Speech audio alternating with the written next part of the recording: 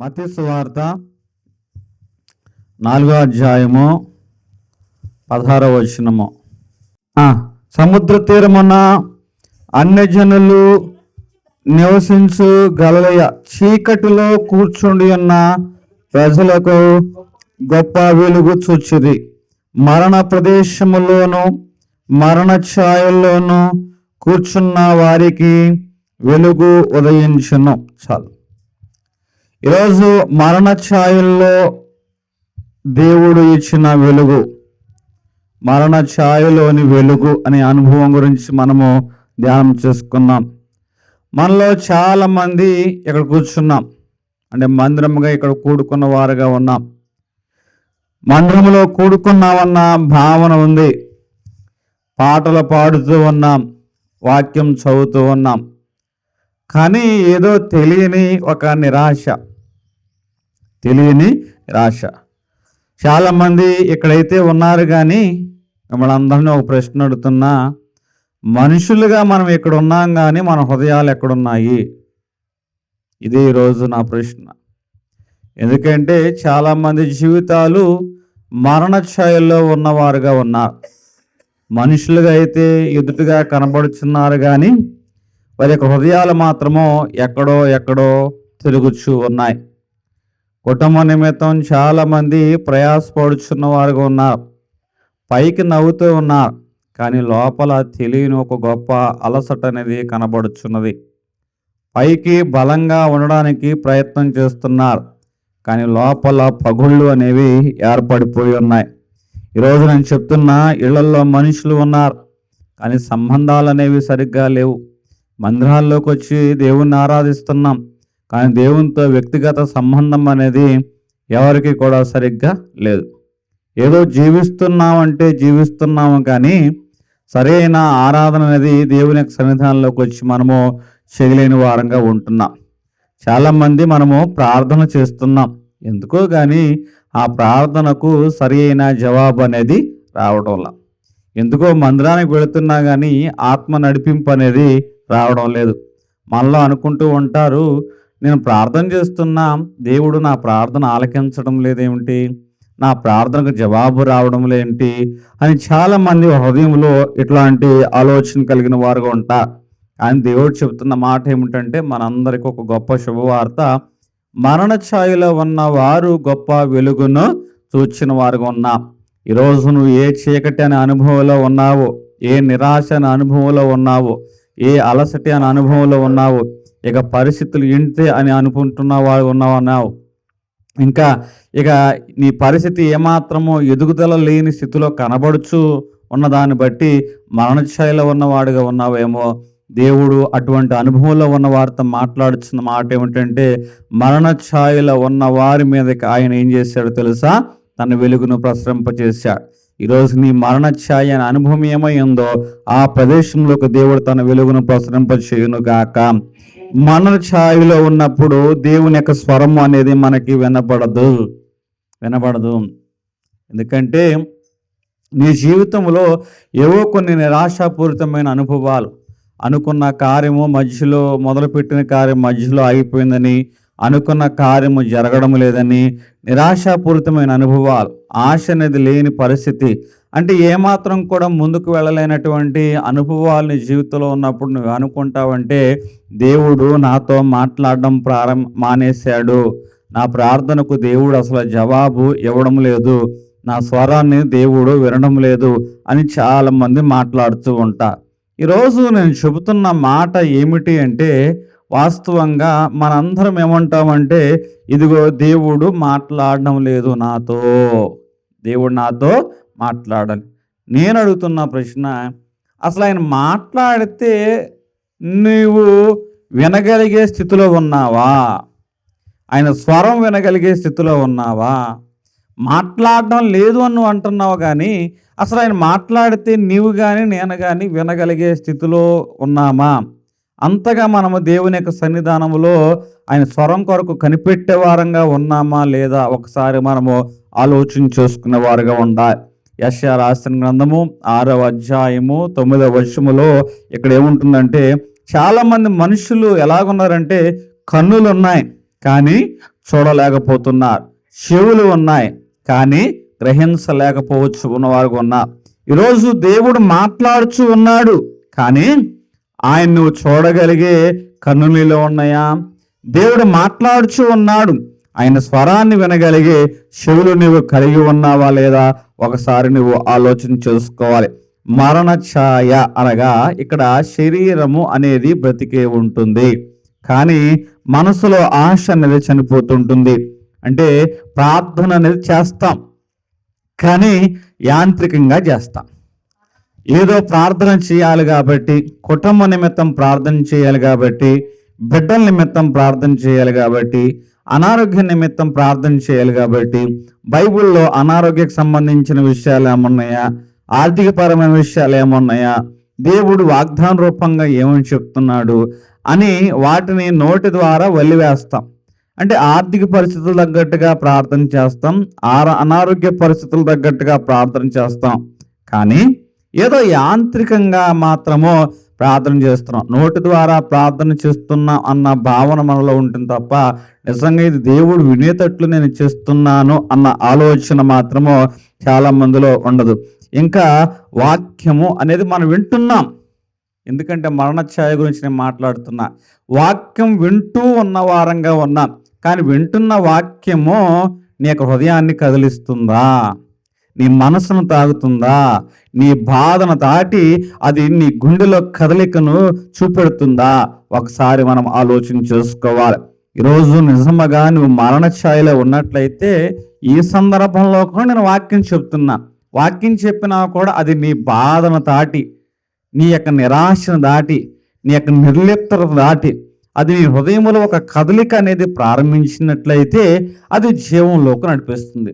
ఏదో ఈరోజు ఆయన చెప్తున్నాడు కాబట్టి మనం వినాలి అన్న ఇంకా నిరాశాపూరితమైన అనుభవం ఉన్నట్లయితే దీన్ని ఏమంటారు అంటే మరణ ఛాయ. దీన్ని ఏమంటారు? మరణ ఛాయ అంటూ ఉంటాం. ఎందుకు ఆయనకు స్వరము మనకి వినబడడం లేదు అంటే, ఎందుకు మనం మరణ ఛాయలో ఉన్నా, మరణ ఛాయలో ఉండడం వల్ల ఆయన స్వరం వినబడడం లేదనుకుంటాం. ఇంకొంచెం లోతుగా యెషయా రాసిన గ్రంథము 59వ అధ్యాయము 2వ వచనము, మీ పాపములు ఆయన ముఖమును మీకు మరుగుపరుచును కనుక ఆయన ఆలకింపకున్నాడు. అంటే మన పాపములు అంటే మనకి, మన దోషములు అంటే దేవునికి మనకి ఎలాగ ఉన్నాయట? విరోధంగా ఉన్నాయి, అడ్డుగా వచ్చినాయి. మన పాపములు ఉన్నాయి, ఆయన ముఖాన్ని మనకి కనబడుకోకుండా చేసింది. కయ్యని యొక్క పాపమే కదా దేవుని యొక్క సన్నిధానంలోంచి తన ముఖాన్ని చిన్నబుచ్చుకునేలా చేసింది. ఆదాము యొక్క పాపమే కదా దేవుని ఎదురుగా రాకోకుండా చెట్ల చాటును దాక్కునేలాగా చేసింది. అందుకే మరలా చెప్తున్నాడు, ఎందుకు మనం మరణఛాయలో ఉన్నవారుగా ఉన్నాం, ఎందుకు ఆయన స్వరం వినలేకపోతున్నామంటే మన దోషములు ఆయనకి మనకి అడ్డంగా వచ్చాయి, మన పాపములు ఆయనకి మనకి అడ్డంగా వచ్చినాయి. దేవుడు మాట్లాడడం లేదా అంటే దేవుడు మాట్లాడుతూనే ఉన్నాడు కానీ ఆ స్వరము చెవుల్లోకి రాకోకుండా ఏం చేస్తుందంటే అడ్డంగా, పాపం ఎలాగుందంటే అడ్డంగా ఉంది. కొన్ని సందర్భాల్లో తల్లిదండ్రులు చెప్పిన మాటలు బిడ్డలైన వారు వినరు. అప్పుడు బిడ్డలైన వారి గురించి తల్లిదండ్రులైన వారు, నేను ఎంతో చెప్పా, నా మాట వాడు విన్నట్లయితే బాగుపడేవాడు, నా మాట బిడ్డ విన్నట్లయితే బాగుపడేది అంటూ ఉంటా. అంటే తండ్రి చెప్పడం మానివేశాడా అంటే లేదు, చెప్తూనే ఉన్నా. తల్లి గద్దించడం మానివేసిందంటే లేదు, గద్దిస్తూనే ఉంది.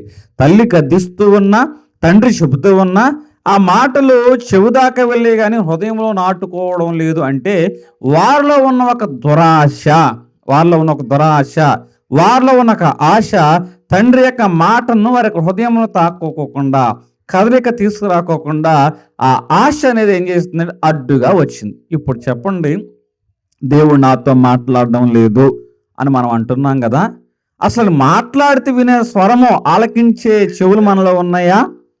ఆయన మాట్లాడుతూనే ఉన్నాడు కానీ మనలో ఉన్న ఆశ ఉంది చూసారా, ఆ ఆశ దురాశగా మార్చబడి మరలు కోల్పోయి అది పాపము, దురాశ గర్భము ధరించి పాపము కనును, పాపం వల్ల వచ్చు జీతము మరణము. ఈ అనుభవం ఏం చేస్తుందంటే దేవుని యొక్క స్వరము మనకి వినబడుకోకుండా చేస్తుంది. బైబిల్ గ్రంథములో ఒక రాజుగారు ఉన్నారు, ఆయన పేరు సౌలుగా, దేవుని చేత అభిషేకం పొందిన వాడుగా ఉన్నారు. గొప్ప యుద్ధాలు జరిగించాడు, గొప్ప విజయాలు సాధించిన వాడుగా ఉన్నాడు, స్థిరపడిన వాడుగా ఉన్నాడు. స్థిరపడిన తర్వాతనే గొప్ప ప్రమాదం అనేది ఉన్నది. ఏంటో తెలుసా? చెడిపోయే అవకాశం ఉన్నది. ఏ అవకాశం ఉందటండి? ఎదిగేదాకా మనము అన్ని విధాలుగా ఎటు నుంచి సహాయం వస్తుందా ప్రతి సహాయం తీసుకుంటామటండి ఎదిగేదాకే. ఎదిగిన తర్వాత, స్థిరపడిన తర్వాత ఎవరి సలహా మనం పాటించం, చెడిపోవడానికి అవకాశం ఉంది. నాయకులుగా ఉన్నప్పుడు గెలిచే వరకు అందరి సహాయం తీసుకుంటా, గెలిచిన తర్వాత ఒక్కరి మాట వారు వినరు. నా మాట ప్రకారం నడిస్తే నడవండి అన్నట్లుగా ఉంటూ ఉంటా. అంటే ఇదిగో మనం కష్టపడి మనం గెలిపిస్తే ఈరోజు నాయకుడు ఎట్లా అడ్డం తిరిగాడని వచ్చేసారి అతనికి ఓటు అయిపోతుందా? ఓటు అనేది ఏ బుద్ధి కాదు. అట్లాగే మన జీవితంలో కూడా దేవుడు మనల్ని హెచ్చిస్తూ ఉన్నాడు. హెచ్చించేంత వరకు, ఒక సింహాసనం కూర్చుండబెట్టేంత వరకు ఆయన మీద ఆధారపడుతున్నాం. ఎప్పుడైతే ఆ సింహాసనం క్షేమకరంగా ఉందో, నిన్ను కదపకోకుండా ఉందో, అప్పుడు నీవు మనసు తిప్పుకుంటున్న వాడుగా ఉన్నావు. యెహోవా మీద నుంచి నీ మనసు తిప్పుకున్న వాడుగా ఉన్నావు కాబట్టి చెడిపోయే మనసు వచ్చింది.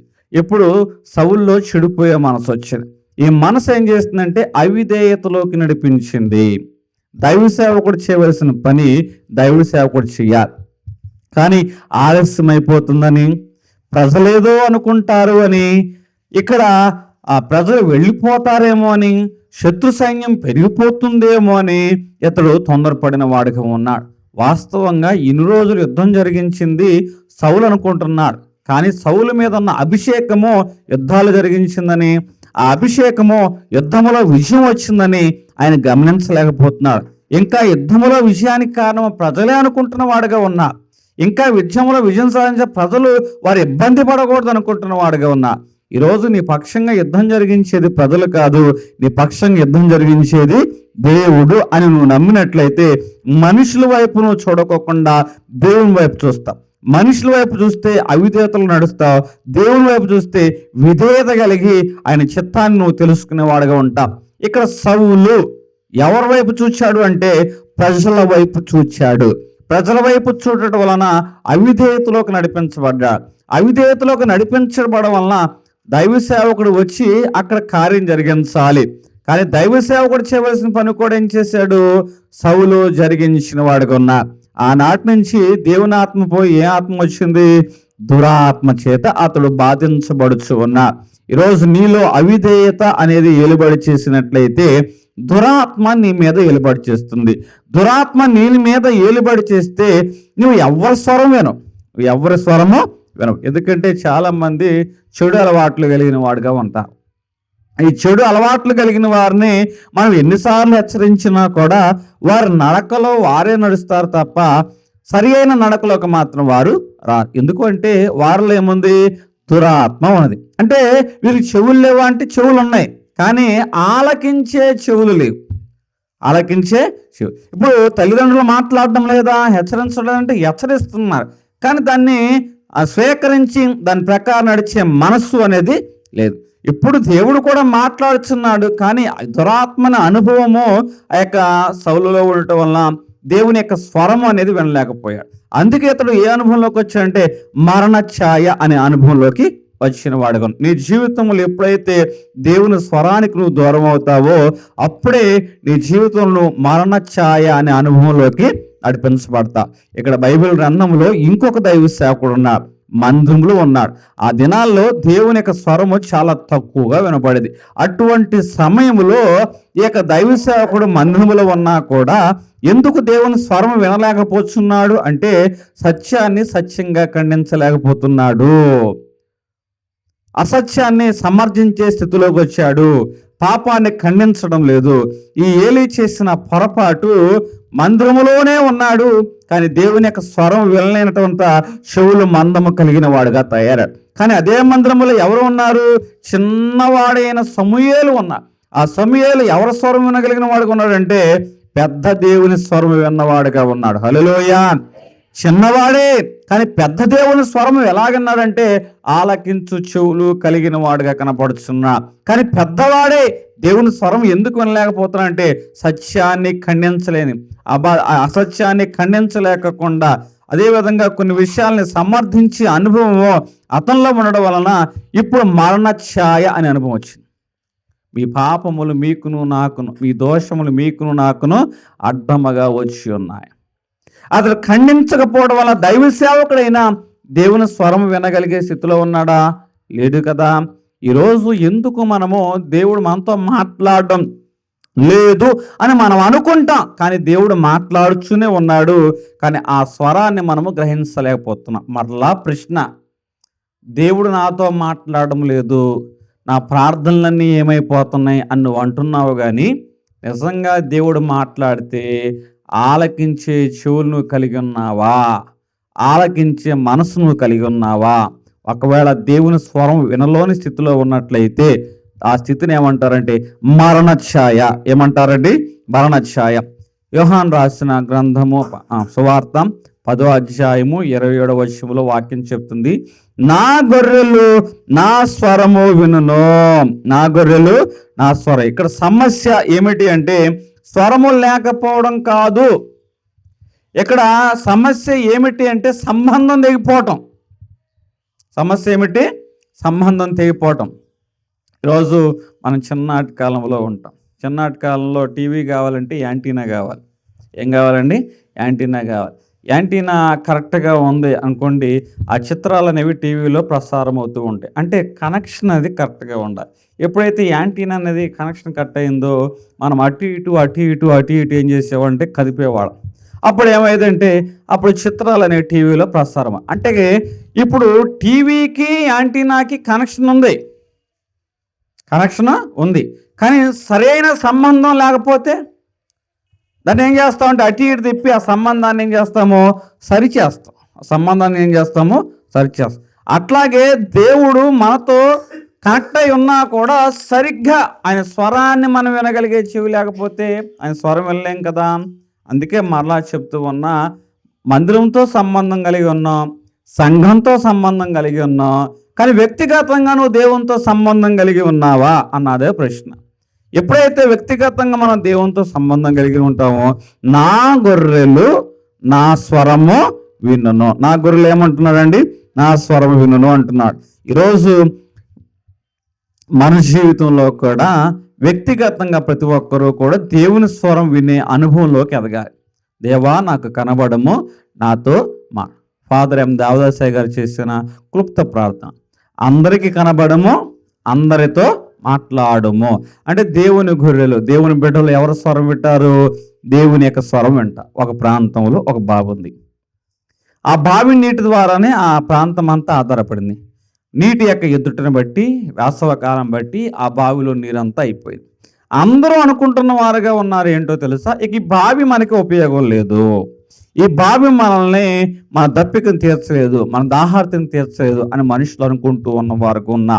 కానీ అందుట్లో ఒక అతను, వృద్ధాప్యంలో ఒక అతను ఇంకా కొంచెం బావిని తవ్వి చూద్దాం అని ఆ బావిలోకి దిగి మట్టిని తవ్వి చూశాడు. అలా తవ్విని చూడడం వల్ల ఏం జరిగిందంటే కొత్త ఊట ఆ బావిలోంచి ఉబ్బుకుంటూ వచ్చింది. హల్లెలూయా. మన జీవితాల్లో కూడా ఇట్లాంటి పరిస్థితులే, ఎండిపోయిన పరిస్థితులు. ఇక ఈ బావి మనల్ని పోషించగలుగుతుందా అనే పరిస్థితులు ఉంటాయి.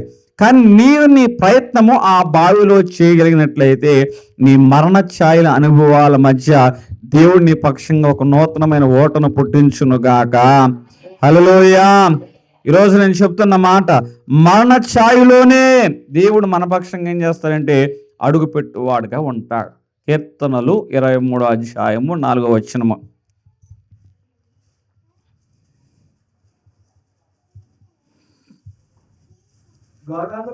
గాఢాంధకారపు లోయలో నేను సంచరించినను, ఏ అపాయమునకును నేను భయపడను. చాలను. నీవు నాకు తోడైందువు, నీ దుడ్డి కర్రియు నీ దండము. ఏమండి, మరణ ఛాయ ఇక్కడ కనపడుతుంది. నా పరిస్థితి ఇంతే దిగజారిపోయింది, నా జీవితంలో చీకటి వచ్చింది, ఈ స్థితిలో నా పక్షంగా నిలిచేవారు ఎవరు ఉండరు, నా పక్షంగా నిలిచిన చివరి వరకు కొనసాగేవారు ఎవరు ఉండరు, ఇక నా జీవితం ఇంతే అని నీ అంతటి నీవే అనుకుంటున్న వారు ఉన్నావేమో. కానీ దేవుడు చెప్తున్న మాట ఏమిటో తెలుసా? ఇదిగో నువ్వు మరణ ఛాయలో ఉన్నావా, రా రా అని దేవుడు అడగటండి. నువ్వు మరణ ఛాయలో ఉన్నప్పుడు గట్టి మీద కూర్చొని ఆయన పిలిచేవాడు కాదటండి, గట్టు దిగి లోయలోకి వచ్చేవాడుగా ఉంటాడు. అందుకే నీ దుడ్డు కర్రయు నీ దండము గాఢాంధకార జిగటగల దొంగ ఊబిలో ఉన్న మరణకరమైన ఊబిలో లోయలో నేనున్నాను, అయినా సరే నీ దుడ్డు కర్రయు నీ దండము నన్ను ఆదరించు. అందుకే నేను చెప్తున్న మాట, నువ్వు ఏ మరణ ఛాయ అనే లోయలో ఉండి నా జీవితం అయిపోయింది, ఇక ఇంతే, నా జీవితంలో చీకటి అనుకుంటున్నావు, దేవుడు నీ యొద్దకే ఆయన వచ్చునుగాక. హల్లెలూయా. మనం ఆరాధించిన దేవుడు ఎట్లాంటి వాడంటే, నువ్వు ఎక్కడ ఉన్నావో, అది ఏ లోయ అనుభవమో, ఏ చీకటి అనుభవమో, ఏ డెడ్ ఎండో, దేవుడు ఆ ప్రదేశంలో నిన్ను బలపరచడం నీ యొద్దకు వచ్చునుగాక. ఎందుకంటే బైబిల్ గ్రంథంలో మనం చూసుకుంటున్నాం, ఇక్కడ ఒక వ్యక్తి ఉన్నాడు, తన జీవితంలో ఏ రోజు లేదు ఆ చీకటి అనుభవము. అప్పటి వరకు 20 సంవత్సరాల వరకు ప్రయాసపడ్డాడు, చీకట్లోనే కష్టపడ్డాడు, చలిలోనూ కష్టపడ్డాడు, వర్షంలోనూ కష్టపడ్డాడు. ప్రతిరోజు కూడా తన మందను ఏ ఎలుగుబండి తింటుందో, ఏ గుంటనక్క తింటుందో, ఏ తోడేలు తింటుందో, ఏ సింహం తింటుందో, చుట్టూ చీకటే, ప్రతిరోజు చీకటే. కానీ ఆ చీకటి అతను భయపెట్టలేదే. ఇంట్లో బామర్దులైన వారు సంపాదించిందంతా కూడా దోచుకోవాలి, ఇది మా నాన్న వలన ఇతడు సంపాదించుకున్నాడు, ఇతడు కష్టంగా ఇది మా నాన్న పశువులు ఇది అని బామర్దులైన వారు అనుకుంటున్నారు. మాంగారు కూడా అదే అనుకుంటున్నాడు, అయినా అదే అతను భయపెట్టలేదే. ఇప్పుడు 20 సంవత్సరాల కష్టం తర్వాత తిరిగి తన సొంత గ్రామానికి వెళుతున్నాడు, సొంత ప్రాంతానికి వెళుతున్నాడు. తన అంతటిని కూడా ముందుకు పంపించాడు. ఒక్కడే ఒంటరిగా ఉన్నాడు. ఒక్కడే. ఇప్పుడు ఒక చీకటి తన జీవితంలో, అసలైన చీకటి తన జీవితంలోకి వచ్చింది. ఈ చీకటి అనుభవం ఏం చేస్తుందంటే అతను భయపెట్టింది. ఆ భయపెట్టడం వలనే ఏ రోజు కూడా ఇటువంటి ప్రార్థన 20 సంవత్సరాలు ఎప్పుడైనా ఉందా యాకోబు జీవితంలో ఇటువంటి ప్రార్థన? సంతానం లేదని కానీ, లేకపోతే మంద యొక్క ఉద్యోగ క్రమంలో కానీ నా జీవితం స్థిరపడడం లేదే అని యాకోబు జీవితంలో ఇట్లాంటి ప్రార్థన ఏమైనా ఉందా? కానీ ఏ రోజు లేదు 20 సంవత్సరాలు ఇట్లాంటి ప్రార్థన. ఎప్పుడైతే అసలైన చీకటిని అతను ఎదుర్కొన్నవాడుగా ఉన్నాడో, ఆ చీకటిలో ఇప్పుడు యాకోబు ఏం చేస్తున్నాడంటే మోకరించి ప్రార్థన చేయడం ప్రారంభించాడు. రాత్రంతా దేవునితో, ఆ చీకటిలోనే రాత్రంతా దేవునితో అతను ఏం చేస్తున్నాడంటే పెనుగులాడుచున్నాడు, పోరాడుచున్నవాడుగా కనబడుచున్నాడు. అంతటితో ఆగాడా? అతడు విడవడు. దేవునికి విసుకొచ్చి ఏం చేశాడండి, తొడగూటి మీద కొట్టాడు. తొడగూటి మీద కొట్టినా విడిచాడా? లేదు. నీవు నన్ను ఆశీర్వదిస్తేనే కానీ నేను నిన్ను విడవను. ఆ రోజు ఆ చీకటి అనుభవములో అతని యొక్క పేరు మార్చబడింది. ఆ చీకటి అనుభవంలో అతని యొక్క స్వభావం మార్చబడింది. ఆ చీకటి అనుభవంలో ఇప్పుడు ఆశీర్వాదానికి వారసుడుగా అతడు మార్చబడ్డాడు. ఆ చీకటి అనుభవంలోనే ఆయన ఏమంటాడు తెలుసా? పెనుయేలు అనగా దేవుణ్ణి ముఖాముఖగా చూసే దర్శనాన్ని అతను పొందుకున్నవాడుగా ఉన్నాడు. హల్లెలూయా. ఈ రోజు నీ చీకటి అనుభవంలో దేవుణ్ణి ముఖాముఖిగా చూసే అనుభవము నువ్వు పొందుకుందువుగాక. యాకోబు చీకట్లో ఉన్నాడు కదా, అందుకే కదా ఆయన పెనుయేలు అంటున్నాడు. అయ్యా ఇదిగో నేను గాఢాంధకారమైన మరణ ఛాయ గల చీకటిలో ఉన్నప్పుడు నువ్వు ముఖాముఖిగా నాతో కనబడి మాట్లాడి నా యొక్క స్వరాన్ని విని నా పేరును మార్చి నా మనసును మార్చి నా తర్వాత తరాలకు నన్ను దీవెనకరంగా మార్చావయ్యా అని పెనుయేలు అని అంటున్న వాడుగా ఉన్నా, ముఖాముఖిగా చూచిన వాడుగా కనబడుచున్నా.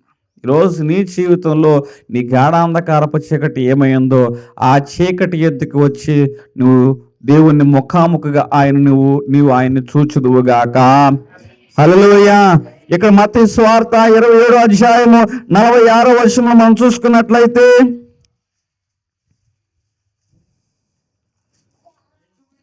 ఇంచుమించు 3 గంటలప్పుడు యేసు ఏలి ఏలి లామా సబక్తాని అని బిగ్గరగా కేక వేసెను. ఆయన పరిశుద్ధుడు, నాలో ఏదైనా లోపమంది మీలో ఎవరైనా ప్రకటించగలరా, నిరూపించగలరా సవాలు చేసిన వాడు. అట్లాంటి పరిశుద్ధుడు, దేవుని కుమారుడు, వాక్యం ఎరిగిన వాడు, లోపము లేనివాడు, శిలువకు అప్పగించబడిన వాడిగా ఉన్నాడు. మనమనే గాఢాంధకారపు చీకటిలోకి ఆయన వెళ్ళిపోయిన వాడిగా కనబడుచున్నాడు. ఆయన బయటుండి చీకటిని పారదోలేదంటండి. ఆయన కూడా మరణ ఛాయ గల దేశంలోనికి ఆయన వెళ్ళిన వాడుగా ఉన్నాడు. మరణ ఛాయ కలిగిన ప్రదేశంలోకి ఆయన అడుగుడిన వాడుగా ఉన్నాడు. ఎందుకో తెలుసా? యేసు మృతి పొంది తిరిగి లేచినని మనము నమ్మిన యెడల అదే ప్రకారం ఆయనతో పాటు బ్రతికించగలగము అనే నమ్మకాన్ని ప్రతి ఒక్కరి యొక్క జీవితంలో కలిగించడానికే ఆయన ఎక్కడికి వెళ్ళాడు తెలుసా? మరణ ఛాయ గల దేశంలోకి వెళ్ళిన వాడుగా ఉన్నాడు. ఆ చీకటిని జయించిన వాడుగా ఉన్నాడు. మూడో రోజు పునరుద్ధానుడై మరణం యొక్క ముళ్ళను విరిచి మరణమా నీ విషయం ఎక్కడ, మరణములా నీ విషయం ఎక్కడ దేవుడు సవాలు చేసుకుంటూ ఆయన సమాధి చీల్చుకుంటూ వచ్చిన వాడుగా ఉన్నాడు. హల్లెలూయా. ఈరోజు నీ జీవితంలో దేవుడు నీ మరణఛాయ ఏమై ఉన్నదో ఆ మరణఛాయ అనుభవంలో ఇంతే నా జీవితం అని అనుకుంటున్న వాడుగా ఉన్నావేమో. ఆయన లోయ బయట ఉండి మాట్లాడేవాడు కాదు. నువ్వు ఏ లోయలో ఉన్నావో ఆ లోయలో ఉన్న నీ దగ్గరకు వచ్చి నిన్ను బయటికి నడిపించే దేవుడై ఉన్నాడు. హల్లెలూయా. ఒక వ్యక్తి గనిలోకి వెళ్ళాడు. ఆ గనిలో పని చేసుకుండగా అనుకోని ప్రమాదం. ఆ ప్రమాదం ఏం చేస్తుందంటే అతని జీవితంలో కఠినమైన చీకటి, అతని కమ్యూనికేషన్ వ్యవస్థ అంతా కూడా చెడిపోయింది, కట్ అయిపోయింది. తన స్వరము వినేవారు లేరు. చుట్టూ గాఢాంధకారమైన చీకటి, అడుగు ముందుకు వేసే పరిస్థితి లేదు. ఇక నా జీవితము ముగించబడింది అని అనుకుంటున్నాడు. ముగించబడింది అని అనుకుంటున్న సమయంలో అతడు మోకరించి ప్రార్థన చేస్తున్నాడు. దేవుని స్వరం వినబడింది. ఒక మెల్లని స్వరము ఆ గాఢాంధకార చీకటి అనుభవంలో వినపడింది. నేను ఉన్నాను. దేవుని యొక్క ఉనికి అతనికి అర్థమైంది. దేవుని యొక్క వెలుగును అతను పొందుకున్న వాడుగా ఉన్నా. దేవుని యొక్క ప్రత్యక్షతను బట్టి అందరికి అది చీకటే, కానీ అది అతనికి చీకటి కనిపించలేదు. 5 రోజుల తర్వాత ఆ యొక్క సహాయక పొందము ప్రయత్నించారంటండి. 5 రోజుల తర్వాత అతడు మరలా ఏమయ్యాడు తెలుసా? సజీవంగా బయటికి నడిపించబడ్డాడు. ఒక ఆశ అతను ఏం చేసిందంటే మరణంలోకి వెళ్ళిపోకోకుండా, నశించిపోకోకుండా అతడు రక్షించబడేలా చేసి, ఈరోజు నువ్వు ఏ మరణ ఛాయ గల అనుభవంలో ఉన్నాడో నాకు తెలియదు, కానీ దేవుడు నీలో ఒక నూతనమైన ఆశను పుట్టించునుగాక, తన ఉనికిని నీకు తెలియజేయునుగాక, తన ప్రత్యక్షత నీతో ఉండునుగాక. హల్లెలూయా. ఎందుకంటే ఈ వ్యక్తి దేవుడు నాతో ఉన్నాడు, ఆయన వెలుగు నాకు సమీపంగా ఉంది అన్న ఆలోచన. ఎందుకు దేవుడు మన చీకటిలో మన దగ్గరకు వస్తాడు అంటే మన యొక్క గర్వాన్ని విరిచివేయడానికి. మనలో ఈ చీకటి అనుభవమైన రాకపోతే మనలో ఇంకా గర్వం మెరిగిపోతుంది. ఆ గర్వాన్ని ఆయన విడిచడానికి మన చీకట్లో మోస్తాడు. ఇంకా మనలో దేవుని మీద ఆధారపడే అనుభవం నేర్పించడానికి. ఇప్పటి వరకు నీ బలం అనుకుంటున్నావు కదా, నీ శక్తి అనుకుంటున్నావు కదా, నీ బలముకు మించిన పనులు నా బలము చేయాలి అని ఆయన మీద ఆధారపడడానికే నీ చీకట్లో ఆయన నీ యొద్దకు వస్తున్నాడు. ఇంకా మనలో విశ్వాసాన్ని పెంచడానికి ఆయన మన చీకటిలో మన యొద్దకు ఆయన వస్తూ ఉన్నవాడుగా ఉన్నా. ఈరోజు ఏ ఆశ లేని పరిస్థితిలో ఉన్నావో, ఏ చీకటి గల అనుభవం నీ చుట్టూ ఎలుబడి చేస్తూ ఉందో, ఏ వెలుగు కోసం నువ్వు ఎదురు చూస్తూ ఉన్నావో నాకు తెలియదు, కానీ నువ్వు మరణ ఛాయ గల ప్రదేశంలో ఉన్నట్లయితే దేవుడు నీ యొద్దకే దిగివచ్చునుగాక. హల్లెలూయా. నేను చెప్తున్న మాట, వెలుగు నీ లోయలోనే మొదలవుతుంది. ఎక్కడ మొదలవుతుందండి? ఈ లోయలోని చాలా మంది అనుకుంటారు నా జీవితం ఇంతేనేమో, ఈ సమయంలో చీకటి, ఈ సమయంలో నేను వెలుగు చూడలేనేమో. అయితే విను, దేవుడు నీతోనే మాట్లాడుతున్నాడు. వెలుగు నీ ఎక్కడ ఏ లోయలో నువ్వు ఉన్నావో ఆ లోయలోనే దేవుడు తన వెలుగును నీ పక్షంగా ప్రసరింపచేయునుగాక. హల్లెలూయా. ఎందుకంటే దేవుడు ఎప్పుడు కూడా వెలుగును పైనుంచి తీసుకురాడు. నువ్వు ఎక్కడ ఉన్నావో అక్కడే తన వెలుగును పుట్టిస్తాడు. ఎందుకంటే ఒక వ్యక్తి గింజను భూమిలో నాటినప్పుడు అది ఆ యొక్క మట్టి కప్పివేయబడుతుంది. మట్టి కప్పివేయబడినప్పుడు ఏం జరుగుతుంది? ఆ చీకటిని అది చీల్చుకుంటూ ఏ విధంగా అయితే వెలుగులోకి వస్తుందో, కప్పివేయబడిన చోటే చీకటి ఉంది కదా, ఆ చీకటిని చీల్చుకుంటే కదా వెలుగులోకి వచ్చింది. అట్లాగే నువ్వు ఏ చీకట్లో ఉన్నావో ఆ చీకటిని చీల్చుకుంటూ నువ్వు వెలుగులోకి నడిపించబడుదువుగాక. ఎందుకంటే మరలా దేవుడు చెబుతున్నవాడుగా ఉన్నాడు, నువ్వు ఎక్కడ ఏ లోయలో ఉన్నావో ఆ లోయలోనే నీ యొక్క వెలుగును దేవుడు ప్రసరింపచేయునుగాక. ఒక వ్యక్తి, ఒక యవనస్తుడు ఒక రైతు విత్తనాలు నాటుతుంటే చూస్తూ ఉన్నాడు. రైతు విత్తనాలు చాలా లోతుగా వేస్తున్న వాడుగా ఉన్నా. అతను అంటున్నాడు, ఎందుకు ఆ విత్తనాలు లోతుగా వేస్తున్నారు అని అంటే, రైతు చిన్నగా నవ్వి, ఇదిగో అది లోతులో పడకపోతే బలముగా వేరు వ్యవస్థ కలిగి ఉండదు. అది లోతులో పడకపోతే అది భూమిని చీల్చుకుంటూ వచ్చే శక్తి అనేది పొందుకోలేదు. అది లోతులో పడింది కాబట్టి బలమైన లోరు వ్యవస్థ ఆ చీకటిని చీల్చుకుంటూ, ఆ భూమిని చీల్చుకుంటూ అది బలముగా ఎదుగుతుంది. అది లోతులో పడడం వల్లనే తుఫాను తట్టుకుంటుంది అని ఆ రైతు అతనికి సెలవిచ్చిన వాడుగా ఉన్నా. అప్పుడు ఆ యవనస్తుడు అర్థం చేసుకున్నాడు, నా జీవితంలో ఈ లోయ అనే అనుభవము నా యొక్క వేరు మరింత లోపలికి నడిపించడానిక, ఈ లోయ అనే అనుభవము నేను చీకటిని చీల్చుకుంటూ బయటకు రావడానిక, ఈ లోయ అనే అనుభవము నేను మరింత వేరు వ్యవస్థ కలిగి బలమైన తుఫాన్లను ఎదుర్కోవడానికే నా జీవితంలో ఇంత చీకటిని దేవుడు అనుమతించాడా అని అతను అర్థం చేసుకుని ఆ రోజు నుంచి అతను నిరీక్షణ కలిగి దేవుని మీద ఆశ పెట్టుకున్నాడు. కాబట్టి ఆశ గల ప్రాణాన్ని దేవుడు తృప్తిపరిచిన వాడుగా ఉన్నాడు. హల్లెలూయా.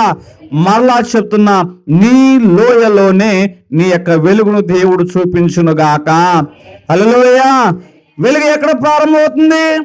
ఎక్కడో కాదు, నీ లోయలోనే వెలుగు ప్రారంభమగును గాక. నీ వ్యాపారంలో దేవుని యొక్క వెలుగు ప్రారంభమగును గాక. నీ కుటుంబాన్ని చీకట్లో తన వెలుగును ప్రారంభింపజేయును గాక. హల్లెలూయా. ఇంకొంచెం మరణ ఛాయ అనేది మన జీవితంలో అది చివరి మాట కాదు. చాలా మంది మనుషులు అంటూ ఉంటారు, ఇక ఇతని జీవితం అయిపోయింది, ఇతని కుటుంబం ఇంతే, ఈ వ్యాపారం యొక్క ఎదుగుదల లేదు, ఇక ఇతను పైకి లేవలేడు. మనుషుల మాట ఎప్పుడు కూడా నీ జీవితానికి ముగింపు కాదు. మనుషుల మాట ఎప్పుడు నీ జీవితానికి పునఃస్టాప్ కాదు. అది కామానే. దేవుడు గనక నీ జీవితంలో మాట్లాడడం ప్రారంభించినట్లయితే అనేకమైన పరిస్థితులు కదిలిపోవునుగాక. ఇక్కడ మరణ ఛాయ అనేది మన జీవితానికి ముగింపు కాదు అంటున్నా. ఒక వ్యక్తి, ఇద్దరు అక్కల ముగ్గుల తమ్ముడు, ముద్దుల తమ్ముడు, అనుకోకుండా అతని జీవితంలో మరణం వచ్చింది.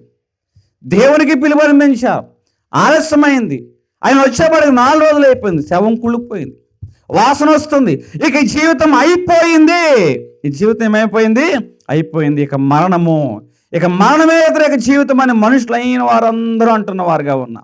కానీ దేవుడు లాజరుతో, ఓ లాజరు, మరణము నీ చివరి మాట కాదు లాజరు, పునరుద్ధానమును జీవమును నేనే, నా యందు విశ్వాసం ఉంచువాడు నువ్వు బయటకు వస్తావు అని చెప్పారు. బయటికి రా అని చెప్పగానే ఆ యొక్క లాజరు అటండి సమాధుల్లో కుళ్ళిపోయి వాసన కొడుతున్న ఆ శవం అటండి పరిశుద్ధమైన దేహము కలిగి, మహిమయమైన దేహము కలిగి, సజీవముతో సమాధిని చీల్చుకుంటూ 4వ రోజు బయటకు వచ్చిన వాడుగా ఉన్నాడు. హల్లెలూయా.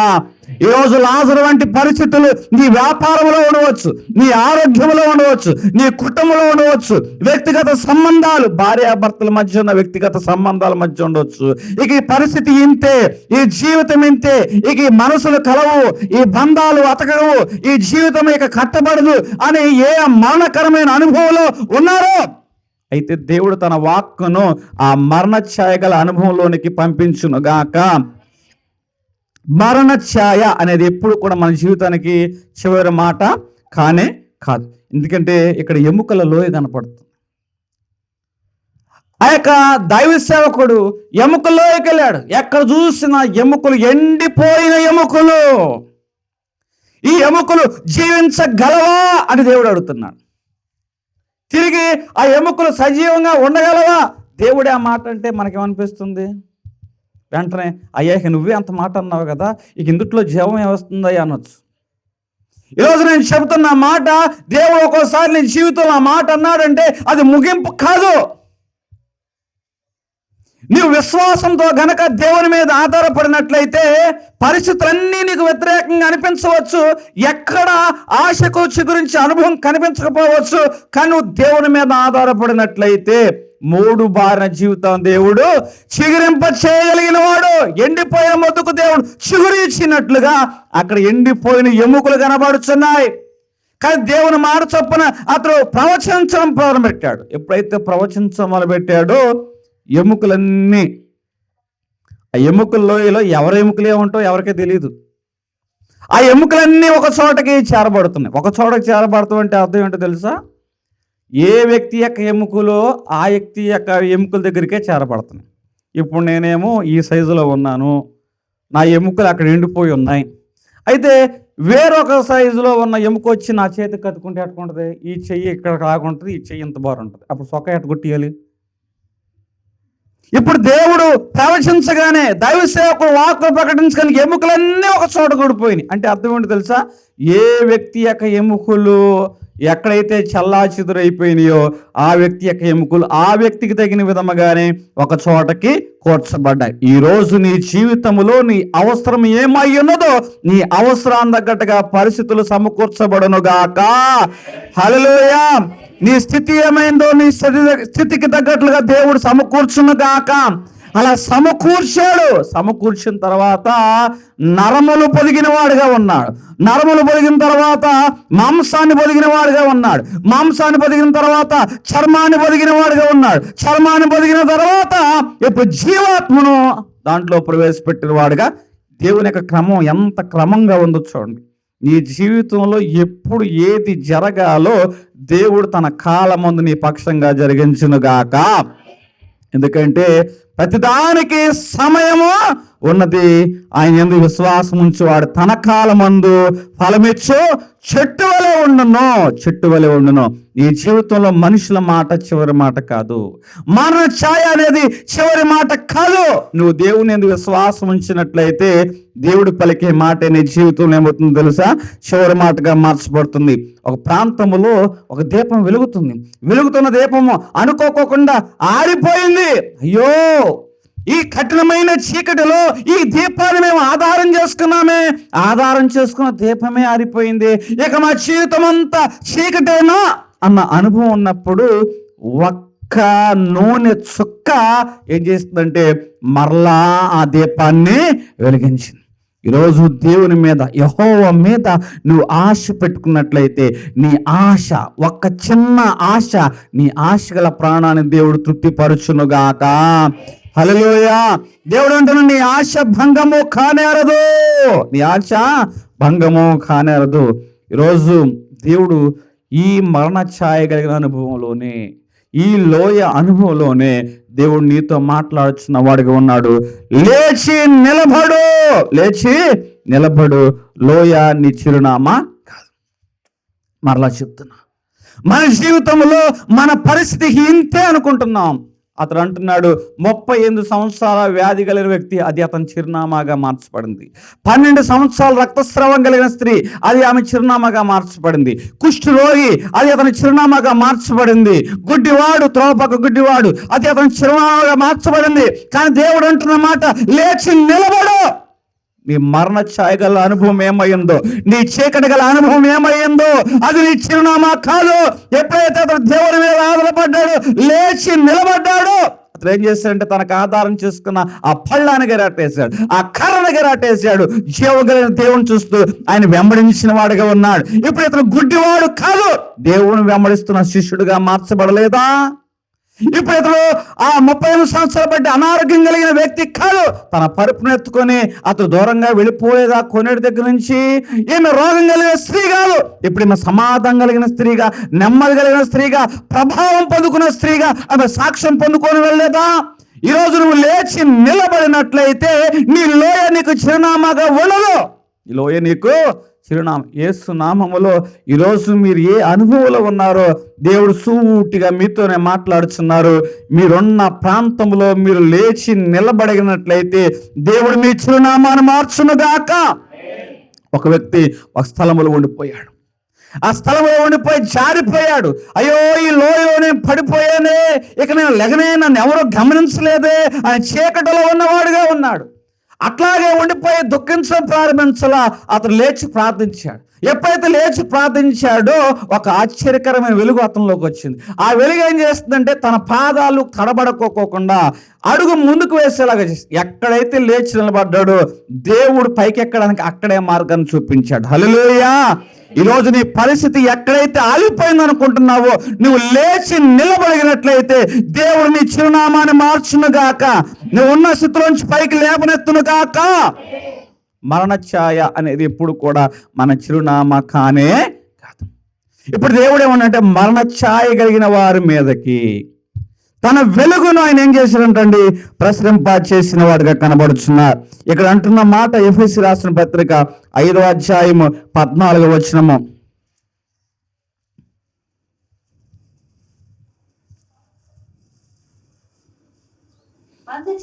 అందుచేత నిద్రించుచున్న నీవు మేలుకొని మృతుల్లో నుండి లెమ్ము, క్రీస్తు నీ మీద ప్రకాశించునని, నిద్రించుచున్న నీవు మృతుల్లోంచి లేము. క్రీస్తు అనగా వెలుగు అన్నాడు. ఆ వెలుగు నీ మీద ప్రసరింప చేస్తున్నాడు అంటున్నాడు. లెగడం అంటే ఏంటి? చాలా విషయాలు ఇప్పటి వరకు రాజీ పడిపోయావు. ఇక రాజీ పడిన విషయాలన్నిటి నీవు వదిలిపెట్టు. ఏ పాపంలో అయితే నీవు జురుకుంటున్న వాడిగా ఉన్నావో ఆ పాపాన్ని విడిచిపెట్టు. ఏ మార్గం అయితే నీకు ఆయాసకరంగా ఉందో ఆ మార్గాన్ని మరల్చుకో. దేవుడు చెప్తున్న మాట, లెమ్ము, ఇక రాజీ పడ్డం ఆపే. ఇప్పటి వరకు ఏ ప్రార్థనలో చల్లబడిపోయావో ఆ ప్రార్థనలో నీ అగ్నిని పెంచు, నీ వేడిని పెంచు. ఏ వాక్యములో నువ్వు చల్లారిపోయావో, ఏ విశ్వాసంలో నువ్వు చల్లారిపోయావో దేవుడు అంటున్నమాట, లెమ్ము, లెమ్ము, క్రీస్తు వెలుగు నీ మీద ప్రకాశించుచున్నది. నిజంగా దేవుని యొక్క వాక్కు నీ మీద ప్రకాశించినట్లయితే నువ్వు కూర్చున్న చోట ఉంటాకి వీల్లేదటండి. లెమ్మంటున్నాడు. 38 సంవత్సరాలు కలిగిన వ్యక్తి లేవలేదా? ఆ యొక్క త్రోపక్కన గుడ్డివాడు లేగలేదా? లేచుట వలనే కదా వారి జీవితంలో దేవుడు ఒక దైవికమైన కార్యాన్ని జరిగించిన వాడుగా ఉన్నాడు. అపోస్తలుల కార్యం 26వ అధ్యాయము 16వ వచనం మనం చూసుకున్నట్లయితే,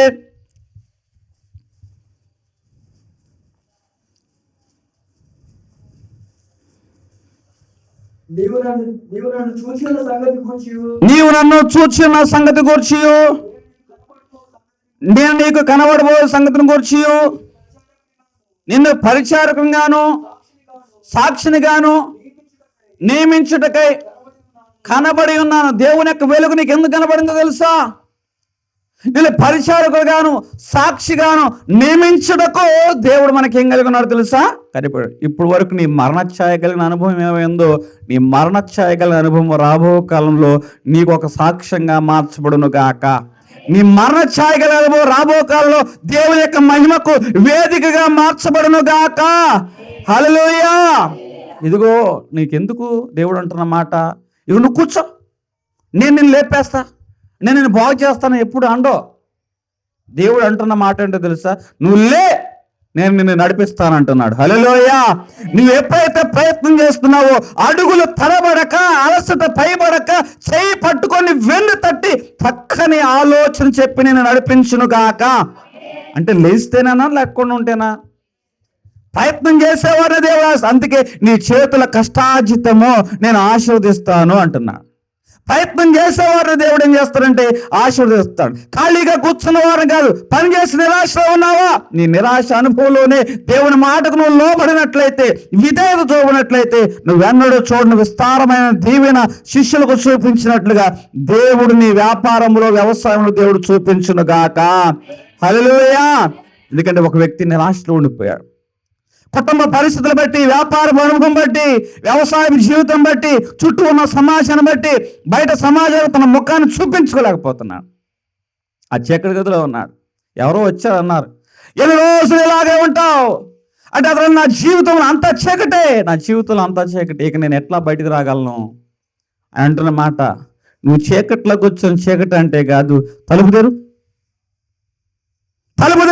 అనగానే అతడు తలుపు తెరిచాడు. అప్పటి వరకు ఆ గది అంతా చీకటితోనే ఉంది. తలుపు తెరవగానే ఆ గది వెలుగుతో నింపబడలేదా? ఈరోజు నీ చీకట్లో కూర్చొని చీకటి చీకటి అంటాం కాదంటండి. ఎప్పుడైతే నువ్వు తలుపు తెరవడం ప్రారంభిస్తావో ఆ వెలుగు నీ మీద ప్రసరింపచేయునుగాక.